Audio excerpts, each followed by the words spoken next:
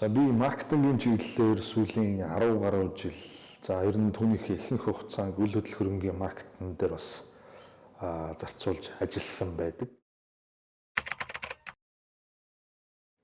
Сүүлийн үед бас одоо хэрэглэгч талаас нэг яригддаг зүйл нь юу болсон бэ гэхээр бүгдийг одоо бодолцсон, бүгдийг оролцуулсан буюу одоо хүртээмжтэй гэдэг нь хэн нэгэн хүний тухайн одоо байгаа байдлаасаа болоод бусдтай адилхан зүйлийг авч чадахгүй, хүртэж чадахгүй тийм зүйлийг арилгасан ийм шийдэлтэй бүтээгдэхүүн байх юм бол бас олонний таашаал хүртдэг болоод байгаа.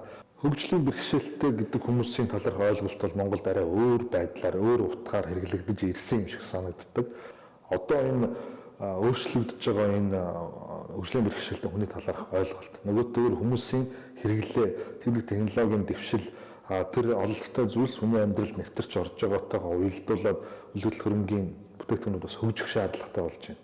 Цахилгаан 100% цахилгаан машинууд одоо хүмүүс ундаг боллоо. Тэгэнгүүт дулааны улиралд гадаа машинаа тавьчихдаг, хөдний улиралд гаражт машинаа тавихад гараж болон байрны гадаа аль алинд нь тухайн машиныг цэнэглэх залгуур байдаг.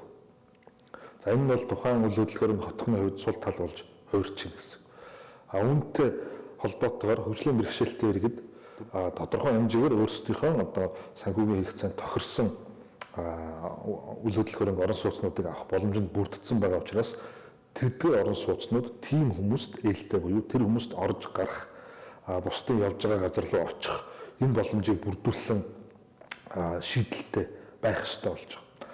За нөгөөтэйгүр хөгжлийн бэрхшээлтэй болцсон иргэний хувьд биш түр хугацаанд хөлөө хугалах, заавал тэрэгэн дээр явах шаардлагатай болдог ч гэдэг юм. Тэгэхээр энэ асуудал нь зөвхөн хөгжлийн бэрхшээлтэй хүний асуудлыг шийдэх тухайн асуудал биш бөгөөд хэн хүнд байх ёстой, жирийн хүнд ч хүртэл тэр одоо хийсэн шийдлүүд нь дэвшилтэд зүйл нь одоо хэрэгцээтэй байдаг ийм боломжийг олгосон байдлаар бүтээгдэхүүнээ хөгжүүлэх нь бусдаас ялгарлыг бий болгоно.